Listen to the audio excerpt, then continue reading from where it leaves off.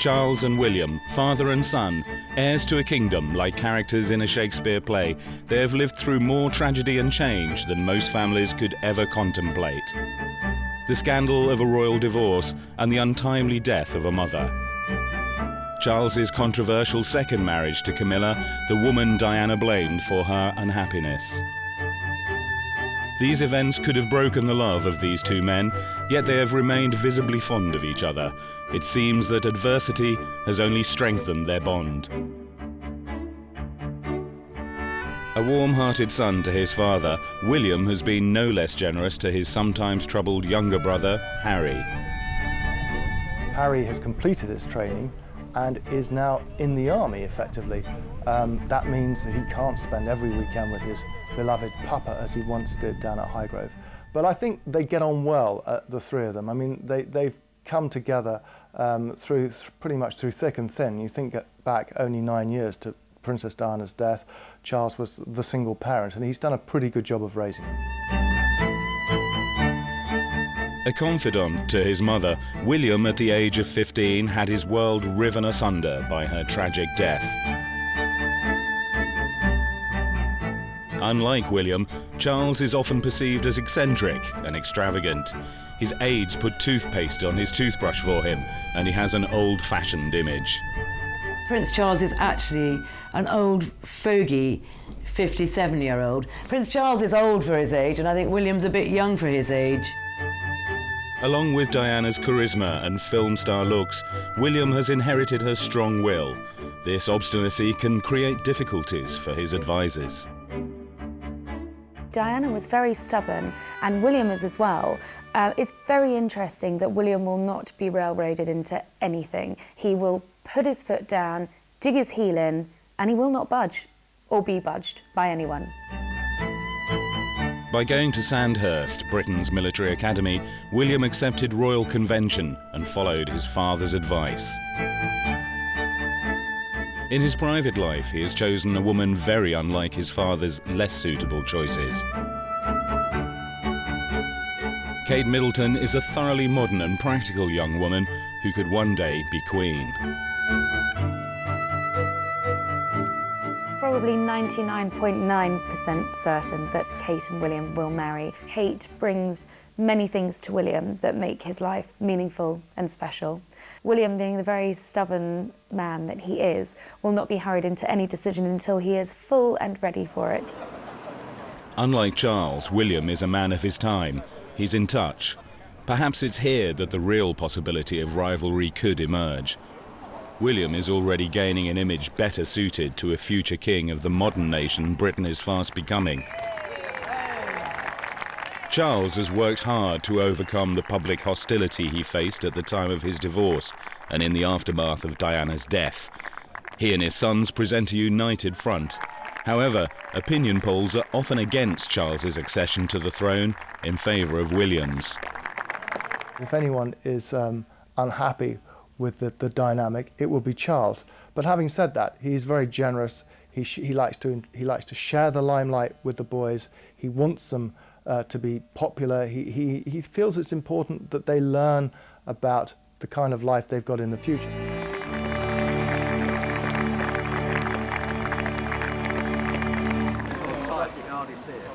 An autumn afternoon in London. Press cameramen and television crews await the arrival of Prince William to officially open a new baby unit at St Mary's Hospital. The crowds give him a warm welcome. The occasion is a very poignant one for Prince William. It was here that he was born 24 years ago. On these steps, he was presented to the world by his proud parents. Harry was born at St Mary's 2 years later. William has returned to open the neonatal unit, which cares for premature babies.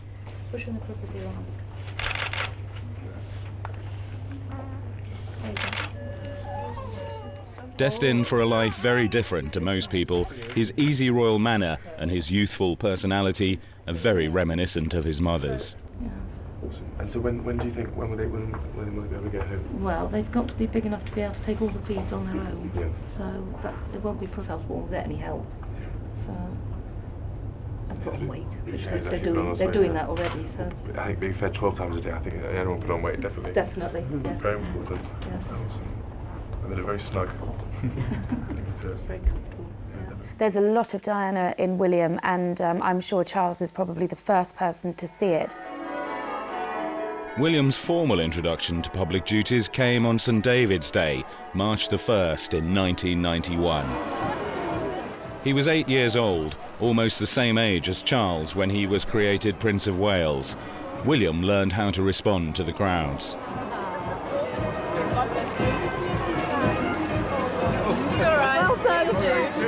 He's doing ever so well. Both parents introduced the shy William to the people of Wales, but it was his mother who guided him and mentored his progress.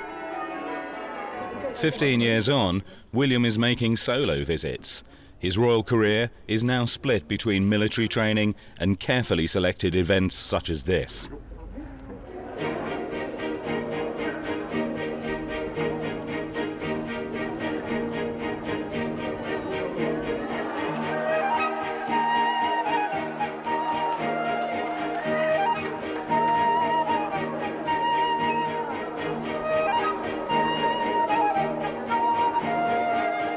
Until he is king, his role is to see and be seen by the people of Britain and the far-flung Commonwealth.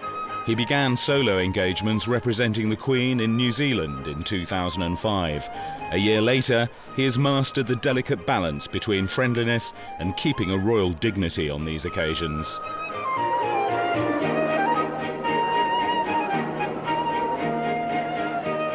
For the rest of his life, the press will be nearby, watching and recording his every public moment.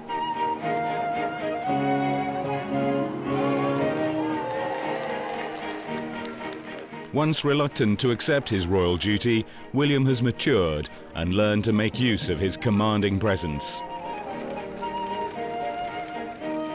He is said to become one of Britain's tallest and best-looking kings.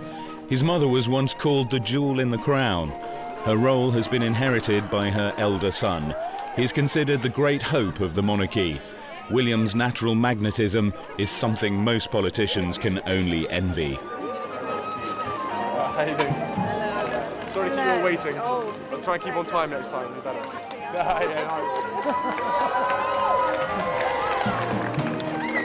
His childhood shyness has gone, but this relaxed style of his mid-20s has not come easily. I think he's practiced to feel at ease. I don't think he always does. I think if you can just look at his cheeks, they flush up a little bit every time he goes on a public job. I think he is still slightly nervous at the enormity of the task. I was there years ago when he did his first major public outing in Canada, when he saw all these girls saying, "We love you, William." He doesn't like it, but at the same time, William loves the job that he's got to face in the future. He knows he's got a lot of responsibility, and I think he does a good job when he goes out and does public duties. In 2006, Charles and Camilla made an official visit to Pakistan, an ally in the battle against terrorism. This was a serious mission to defuse international tensions. But the media revived memories of Diana's solo tour 15 years ago. Charles's peace initiative was undermined by comparisons between Camilla's and Diana's clothes. Long after her death, Diana can still overshadow Charles. William cuts a more striking and impressive figure than his father. I do think that Diana, if she could see William today, would think that he's got a lot of Spencer in him. First of all, he's got her steely determination.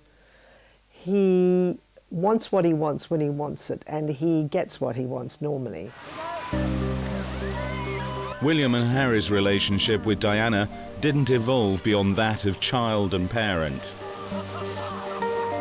Her untimely death meant that they never had the chance to form an adult relationship with her. In their memories, she is still the vibrant and attentive mother who found time to share their youthful adventures and activities.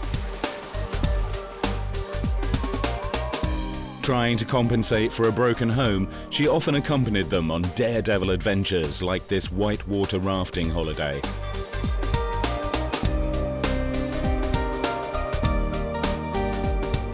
There were frequent trips to faraway locations, such as film star Goldie Hawn's ranch in Colorado, where the boys could race around on quad bikes. Some might think that the young princes were rather spoiled by Diana's indulgence, and that they developed a worrying taste for speed and thrills. As well as driving cars, William is fond of motorbikes. Prince Charles is unhappy about the risks involved. William likes to ride his motorbike because when he's got his helmet on, he's totally anonymous and people, you know, don't notice him on the road. But naturally, like any parent, his father doesn't approve of the motorbike. He's been very reluctantly allowing him to have one. But, you know, William's old enough and sensible enough to take care of himself on the road, and he doesn't take unnecessary risks. William went to St Andrews University in Scotland after his gap year. His father had gone to Cambridge on inferior grades, but William won his university place fairly. The media were more focused on his romantic than his academic life. Some helpfully paraded society beauties whom he might like to date.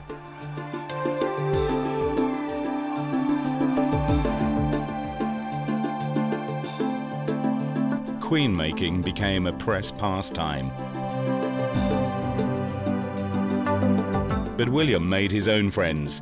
He took a group of them on a luxurious cruise. This glossy posse of young people from well-connected backgrounds were all delighted to be part of William's elite circle. Being close to or a member of the royal family is almost like having some kind of magic dust all over you. You can be as famous as you like, but if you have a title or in with the royals, then it's that little bit extra that really makes it special. Among that group are the Palmer Tompkinson sisters, Santa on the left and her livelier sister Tara. Their parents were old friends of Charles, and Tara liked to make the best of her royal connections. She became an A-list celebrity. Tara Palmer Tompkinson is a perfect example of somebody who's become famous just by being associated with the royal family. She comes from a wealthy family and had access to all the right places. She's good looking. A lot of men find her very attractive. A lot of women found her very interesting and wanted to know what she was up to, and all of a sudden she's everywhere. Tara gained a flirtatious image, which she did little to discourage. She also admitted drug problems, which she struggled to overcome.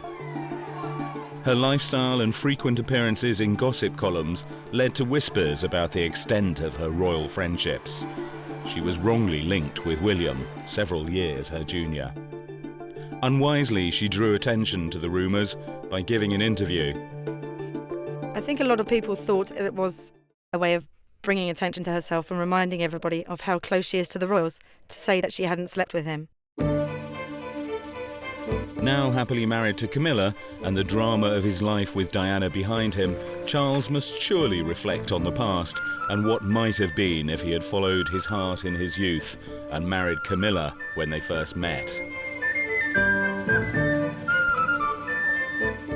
But as a young man, he led a very active bachelor life, enjoying many relationships away from public gaze. He relied on friends to provide a cover for his secret affairs. As Prince of Wales, he was a target for girls around the world. Every girl was scrutinised for her suitability. Glamorous blonde Davina Sheffield was a favourite contender until a previous lover revealed an affair. Lady Jane Wellesley didn't want to be Princess of Wales. Lady Tryon was already married. Jane Ward was divorced and out of the running. As the years slipped by and Charles's friends got married, Prince Philip wondered if Charles would ever find a bride. Well, 30-odd years ago, when Prince Charles was playing the field, he dated a lot of girls, a lot of women came and went, and Philip was getting concerned because there was a lot of comment about it in the press at the time. Charles himself had sort of indicated at what sort of age he should be married. He said 30 was a good age. 30 came, 30 went. He was 31 before he met Princess Diana, Lady Diana Spencer, she then was. And there was no doubt there was some hesitation on Charles's part, principally because his friends thought she was unsuited for a life as a royal consort. And Charles picked up on all this confusion and doubt, but when he confided in his father about it, Philip felt that he'd led Diana up the garden path and had to go through with it. She had to be the one. But Charles was still close to another woman, Camilla Parker Bowles. They met in their early 20s. She married someone else, but their long-time affair dominated her marriage and Charles's. Against expectation, William and Harry have accepted Camilla. She has wisely sidestepped the role of stepmother. I think that's one role in which Camilla hasn't played a part at all.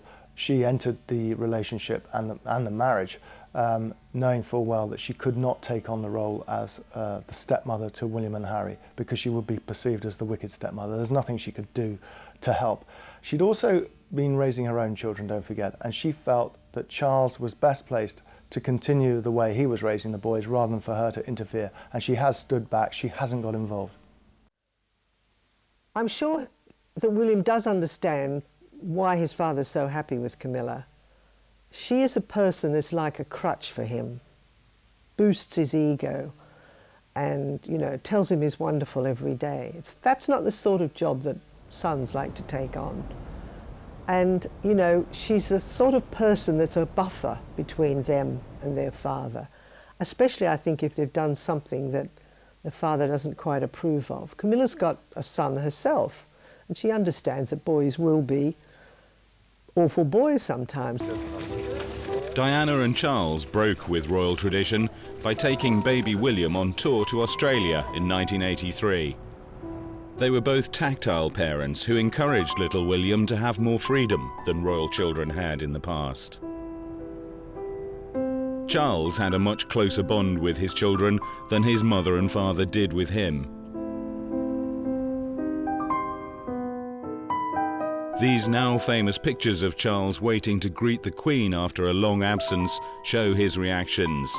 He seemed bemused by the formality of the occasion. At 8, Charles was sent to Chile, a preparatory boarding school. Being educated away from the palace was considered progressive, but it meant more sad separations from his busy mother, burdened by the duties of state. The Queen's been as good a mother as she has been able to do under the circumstances.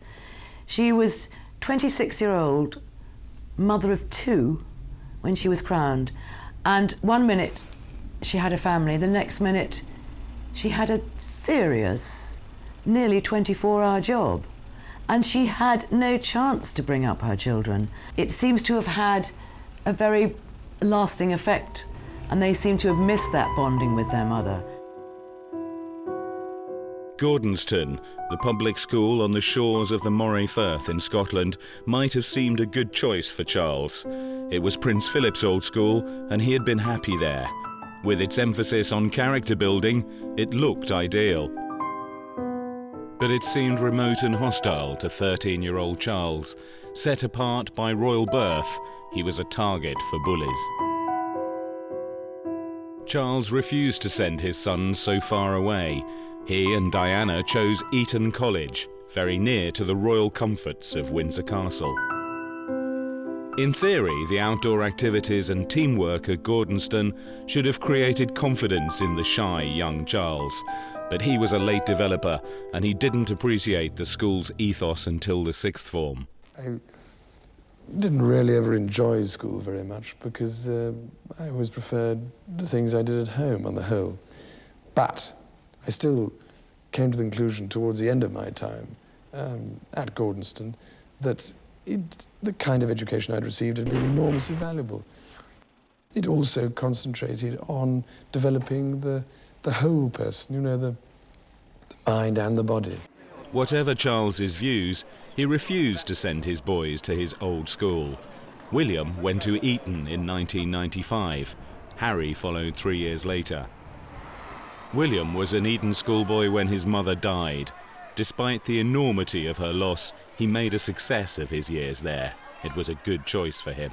First of all, William didn't have the horrendous schooling that Charles had when he was so unhappy at Gordonston.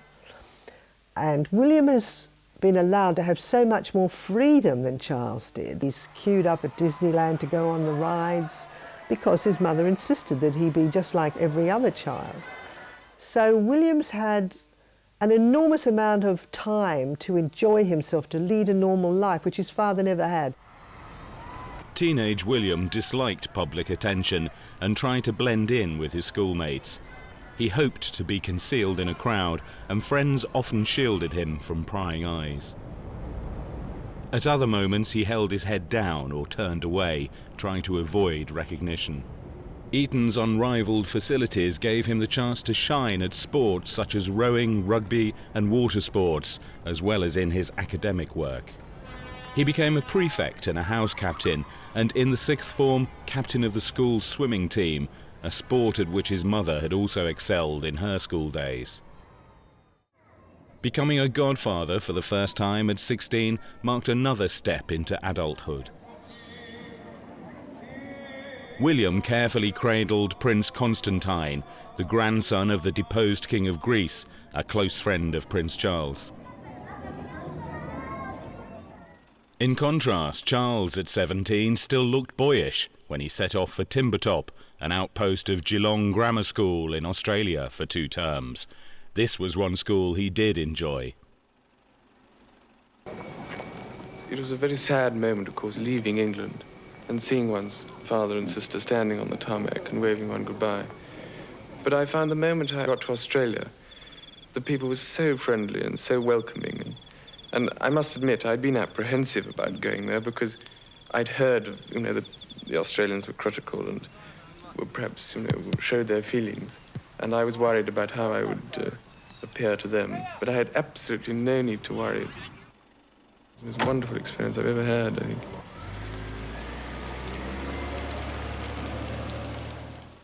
At 18, Charles went to Cambridge. It was the heyday of the Beatles and the Rolling Stones, but the Prince's appearance and interests were out of time with his own generation. He preferred the cello to the guitar. He was an image maker's nightmare. Another prince, another age. William was the coolest 18-year-old in the country. In 2002, the Queen celebrated her Golden Jubilee with a pop concert at Buckingham Palace. After Diana's death, the royal family had to be seen to be more in touch with ordinary people. Charles was there to enjoy the event with his sons and Camilla and other members of the royal family. They watched with varying levels of appreciation. Well, we all like to think they've got a whole host of PRs and marketing men beavering away somewhere in central London. But in fact, the sad truth is there are a handful of courtiers, some of whom are plugged into contemporary life, hence this obsession with getting the Prince of Wales into events like pop and rock concerts, where I have to say he looks so uncomfortable, always suited and booted. There are people who feel he should be doing things which relate to what ordinary people in this country are interested in. After Eton, the grown-up prince, now 18 and taller than his father, faced the press at Highgrove to announce his gap year plans. I wanted to do something constructive in my gap year, rather than, I could do quite a lot of work, but I thought this was a bit more of a way of trying to help people out and meet a whole range of different people from different countries, and at the same time helping people in remote areas of Chile.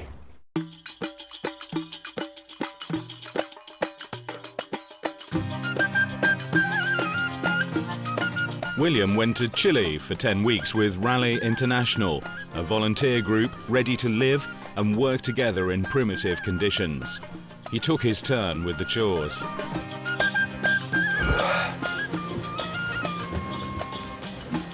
You just be aware what time it is. Got up at 6:15. It's far too early.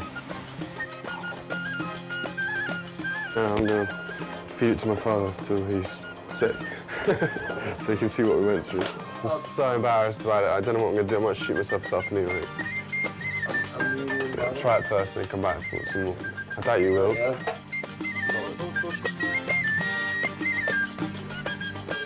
No, that's the worst porridge I've ever tasted in my life. That is absolutely hideous. Oh, that is foul. Oh.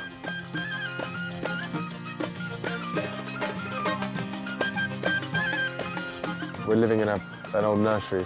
It has got a vague carpet. It's got a roof over our heads, which is more than what we've had. Sleeping on the floor in a sleeping bag with about 16 other people all cramped together underneath a slide or a climbing frame or something. With one bathroom. It's like, it's all you need, really. You don't have any secrets in Raleigh. You share everything with everyone. And that's why I find it very difficult myself to start with, because I'm a very private person, and I still am a private person, but I learned to deal with it more. The problem is you can't go anywhere here to get space for privacy. There's always someone around you. You have to be with people. And it's very difficult to get away for your own time. So that's one thing I had to learn to deal with. Marie was William's team leader, and he followed her orders, taking his turn on the cleaning rota. Yeah, Marie, she's so canny as anything. She knows where her bread's buttered, doesn't she? That's all right, well, you go and do the loose. No, Marie, don't worry about it, I'll do it then. Oh, brilliant. Well, thanks a lot.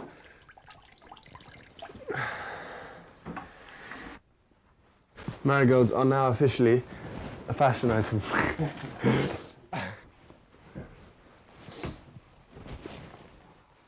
Which is why I think I get along with these guys so well as well. They've all come out here to join rallies, to gain their experience and to gain a bit of knowledge about other parts of the world. And we all get along so well because I hope I don't come across as someone who's, that I was trying to be treated differently by the staff or anything. They all treat me the same. The locals treat me the same. And I love having no restrictions, William helped out in a local nursery, displaying the same easy rapport with children as his mother had.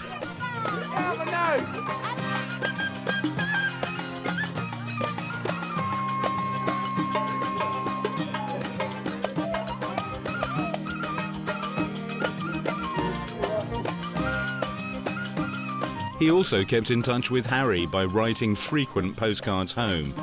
The Prince, known there as Will, stood in as a disc jockey at a local radio station.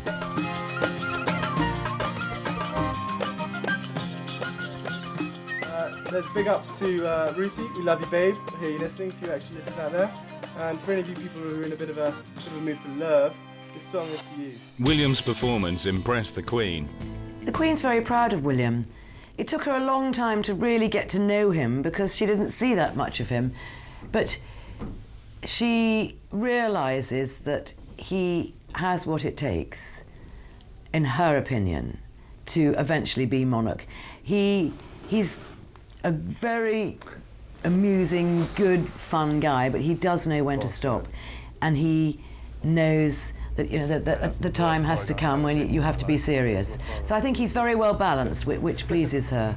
And of course, he's a gorgeous looking guy, and the Queen has always liked rather macho, gorgeous looking men, so she obviously very proud of her grandson. William originally went to St Andrews to study history of art, but he grew unhappy with the course. Friends, including Kate Middleton, persuaded him to change to geography after his first year, rather than drop out of university altogether. Geography was a better choice. He settled down to his studies, determined to succeed and gain a good degree. He consulted his tutor about his last piece of coursework. And how's the writing up going? Yeah, the writing up's not going quite so well as it should be. I've got this much notes, but I've only written about 2,000 words, 1,000 words. And the deadline's getting pretty close. Worryingly close now, yes. But I'm going to, once I get everything else sorted that's going on around us, I will settle and get stuck into it. Yes. So I'll get most of it done. The student prince worked hard for his finals. This was his chance to shine among his contemporaries. He was also planning to exert his authority when he finished at St Andrews. I really do want to be in control of my own life, and you know, if I don't agree with what someone's saying or someone's pushing on me, then I won't do it. If I'm wrong and they're right and people tell me that, then obviously I'll change my mind. You know, I'm always open for people saying, you know, I'm wrong, because most of the time I am. But you know, I hate losing control. I think it's very important to you know, see what you want to do and go for it. At university, William shared student interests like snooker. That's how you do it. That's how you do it. Secretly, I'm a really good ball player. While public relations experts had to create an action man image for Charles, there was no need in William's case. He's extremely athletic and a strong swimmer. He also loves diving and surfing. He seems the perfect prince. Harry and William have been close since nursery days. They share many interests, such as polo, but there is an academic gap between them. Harry didn't go to university. As young brothers, William and Harry were incredibly tight-knit. I think the distance started when William went away to university, and I think Harry found that quite difficult because he'd lost his soulmate, he'd lost his confidant, and I know through friends that he did find that very difficult, and William would come back at weekends, especially to be with Harry. Harry's troubles reflect the loss of his mother. 2 years younger than William, he was less able to deal with the tragedy. The temptations of nightlife have sometimes proved too much for him. The ever-vigilant press mean a prince has to be careful, even in his private life. Or unwelcome headlines will be the result. Harry gained a reputation for hard partying and hard drinking. Sometimes he lost control and lashed out at photographers. Charles, too, has an uneven temper. He can hardly blame Harry for inheriting it, but his tantrums, swearing and poor team spirit can be embarrassing. And watching it must be nerve-wracking for a concerned father. Hot-headed Harry is not easy to calm, and Charles often doesn't know what to say for the best. His hesitancy has sometimes failed to curb Harry's unruliness. Being second-born can mean second best in the royal pecking order, but Harry has a competitive streak and likes to come first. Harry has sort of been the one to step into the media spotlight more than William. I mean, he's the one who became associated with girls at a younger age. He was the wild child. He was the one who we saw drinking out of beer bottles, smoking cigarettes at polo matches, and suddenly the focus shifted onto him. William, very much like his mother, downcast eyes, didn't want to get drawn in, preferred to blend into the background. Very hard for a young man who's 6'4", but he's done it pretty well. Harry doesn't seem to mind so much. He doesn't seem to care. He just sort of takes it and deals with it. William has had the advantage of the palace publicity machine to groom his image. But is he really more like Harry? I think it's very easy to label William a good boy and very easy to label Harry a bad boy. I absolutely don't think that's the case. I've heard so many stories about William that truly reflect that he is a party animal, he's incredibly gregarious, he's very vivacious. I just think he's more careful than Harry, to be perfectly honest. The three princes have a special bond.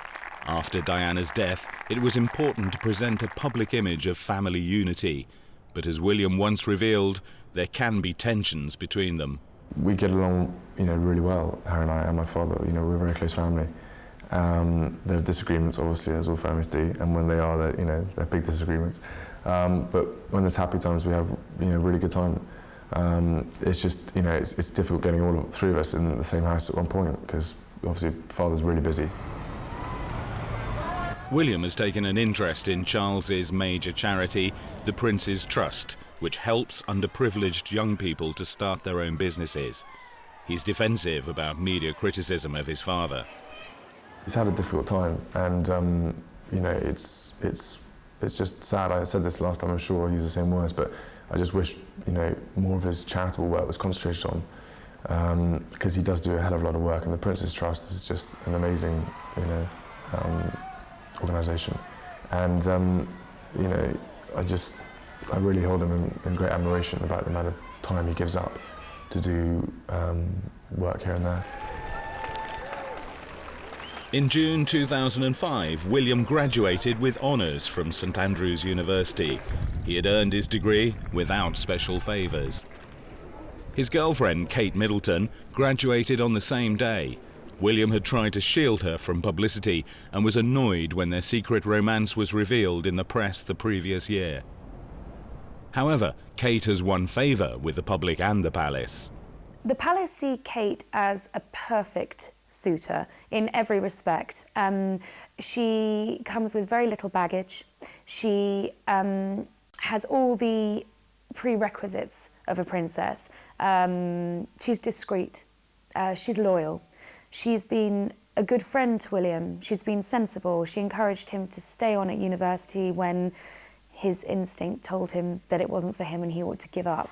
And I think this is exemplified in the fact that she is brought out at very public royal engagements. And that wouldn't have happened with Kate if she wasn't absolutely right, absolutely perfect, and have all of those attributes, which she very clearly does. And this is very much a young woman who is a princess in waiting. After his graduation ceremony, William must have realised that without Kate's good influence, he would have missed this great milestone. Sadly, Diana didn't live to see either her son's happiness with Kate or the fulfilment of Charles's relationship with Camilla. I think Diana would be very happy to see William with such a nice girl, and I think Diana would be very happy that Charles ended up with Camilla rather than someone else, because it was Camilla that caused all the trouble in their marriage. And I really, really think that at the end of her life, Diana was not worried by Camilla anymore. And she thought, as I've gone through all this heartache and pain, at least he's ended up with her. It would have been awful to go through all that heartache and pain and him ended up with someone else. In February 2005, the marriage that had once seemed impossible was announced. Just prior to Charles's wedding, the three princes, who share a passion for skiing, made a trip to Klosters in Switzerland. They agreed to an arranged photo call in exchange for privacy on the slopes. It became clear that William is protective of his father. Can I ask you how you are feeling, how in particular Princes William and Harry are feeling at the prospect of the marriage? Very happy. William, I can't bear that. He's so, he really is. Yes, very much so, definitely. As long as I don't lose the rings, I'm all right. But Charles's words had been picked up by the ranks of pressmen, to the discomfort of his sons. I think the boys are embarrassed about their father's behaviour in the way sons are often embarrassed by their own fathers outside the royal family. In the way I dare say that Prince Charles was embarrassed as a young man by the Duke of Edinburgh's outspoken remarks from time to time. Having said that, I think they share some of his prejudices. They don't particularly like the intrusion that comes with being a member of the royal family. William in particular still finds it hard to deal with. He's been enormously protective of his girlfriend in a way we've never seen before. And it's understandable if at times the royals sort of lose it when they see someone they don't particularly like in front of them, asking questions they don't particularly want to answer.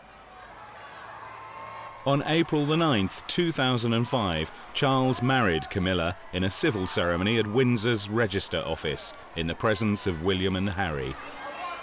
He did need someone to share the burden that's been thrust on him. You know, he's only Prince of Wales by an accident of birth. And anybody who spends any length of time with the royal family knows that this is not a job a sensible person would relish. You don't look forward to it. You know, it's a life sentence and you can never retire. He needs somebody that understands what that involves, what that hideous job of being king in waiting involves. And I think he would have found somebody. He needs a mate. For a long time, perhaps, he just would have been happy with a mistress, but being a king, you can't just have a mistress. You've got to make it all legal and put a nice sort of veneer on it all, so he got married.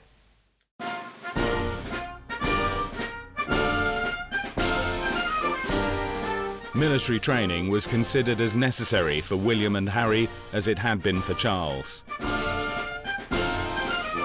In childhood, both young princes had played at being soldiers. William dressed up in the uniform of the parachute regiment. Harry had some early lessons in tank driving. His ambition to join the army remained into adult life. He went to Sandhurst as an officer cadet after an extended gap year. It was hoped that army discipline would sort out his disorderly behaviour. I think Prince Harry has come through that period. I think there was a very tricky spell towards the end of his school years at Eton, but the army really was seen as the last chance to sort him out, and by all accounts it has sorted him out. He plays hard, there's no question about that. He enjoys smoking, he enjoys drinking with his friends, but you know what 21-year-old, 22-year-old doesn't, and you know, he's entitled to let off steam. Charles is more concerned about the fact that whenever he does, he seems to get caught in the public eye, and he feels that's very unfair. Charles joined the Royal Navy in the tradition of his grandfather, King George VI, and Prince Philip, his father, who was on active service in the Navy throughout World War II. Charles served on several ships, eventually commanding the mine hunter HMS Bronington. Away from family and friends for long periods, he relied on the camaraderie of his fellow officers. Don't believe it for 1 minute. He also joined the Fleet Air Arm, taking a conversion course to enable him to pilot helicopters on board carriers. This was one part of his training he really did appreciate. I would just like to say, very briefly, how much I have enjoyed this entire course, entirely due, I think, to the hard work put in by all these splendid chaps in Red Dragon. But thank you all once again for having me here. I've enjoyed it enormously. William is training to be an officer in the British Army. Before following Harry into Sandhurst, he prepared for the tough regime by spending 2 weeks with the RAF Valley Mountain Rescue Team in Wales. He took part in a rescue exercise. In January 2006, Sandhurst gained its most senior recruit. As a cadet, William would undergo rigorous training in a program which can push recruits to exhaustion. He was still a student when he planned stage 1 of his military career. Sandhurst itself would be a great place to learn how to lead and to, you know, earn respect. Cadet Wales threw himself into the role, repeating all the manoeuvres that Harry had done before him. William's training continued, with the army keeping the press at bay. He's off limits. He can really live the life of a soldier. But I think we're only looking about 18 months now before we see William launched as a full-time royal. They are waiting to do it. They know, the palace, the powers that be at the palace, that William needs to be relevant for the monarchy to continue in its present form. Harry finished his Sandhurst course with the traditional passing out parade. The Queen and Prince Philip were there to see him. He is now a second lieutenant in the Blues and Royals in the Household Cavalry. William also wants to serve his country in the same regiment when he completes his course. The fact that there's no way William could go serving on the front line in Afghanistan or Iraq. It's simply too dangerous. After he does his year in the Blues and Royals, he'll do a stint in the Army, a stint in the RAF, and a stint in the Royal Navy, each to get an understanding of what happens. After that, he'll be a full-time royal with engagements.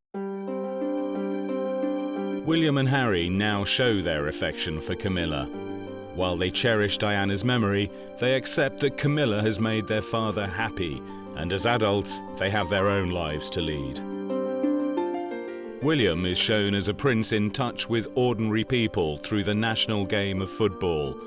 Before the World Cup began, he met Wayne Rooney and other members of the England squad to wish them well.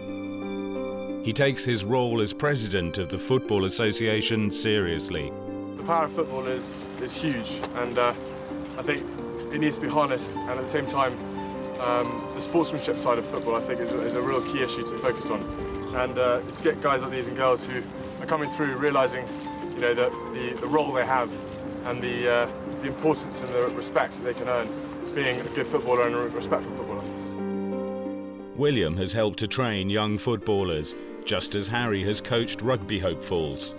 What does the public now expect for the two princes? I think what we'll be looking for in both boys is obviously a happy union for them both. I mean, William will obviously be under pressure almost immediately. You know, is this a union that can last? Can the Queen's grandchildren make happy marriages where her own children couldn't? There is no pressure on William in the way there was on his father to marry someone of a noble background. He can marry pretty much whoever he likes, and certainly that applies to Harry too. I mean, Harry's been dating a South African girl off and on for the last 18 months. There's no reason why he shouldn't marry this girl if he should want to. Chelsea is vivacious, the antithesis of demure Kate. Their wealthy but ordinary backgrounds presented a problem for old guard courtiers. Chelsea is accepted as the girlfriend, but she's nowhere near accepted as the royal girlfriend in the way that Kate is. They're forgetting that these girls really have that common type. They do a lot to woo an apathetic public and revive interest in the monarchy. The Queen paid tribute to Diana. I remember especially the happiness she gave to my two grandsons. The Queen has restored popularity in the monarchy since the uneasy days after Diana's death. As Charles's mother has grown older and his sons have grown up, he has had to wait and watch. Charles has been there in this position, being groomed for the role of the monarch for many, many years. It's been there for him since the beginning. So if he was to hand over, I think perhaps he might feel he'd been cheated of something. I think a lot of this stems from public appetite and public argument. It's the public that would perhaps prefer to see William take power over his father. William upstages his father, just the way Diana always did.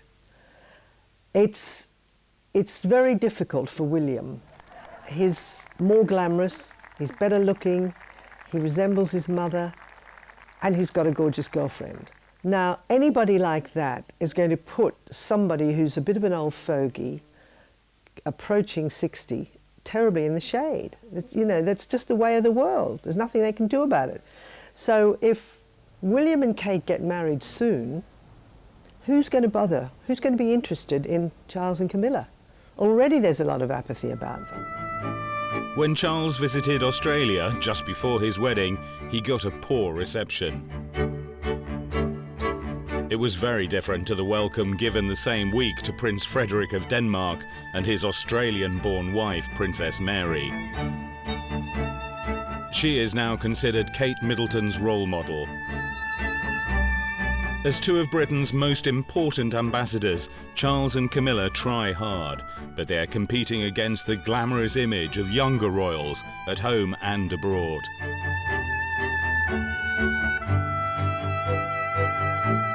In May 2006, William attended the wedding of Camilla's daughter, Laura, to former Calvin Klein model Harry Lopez.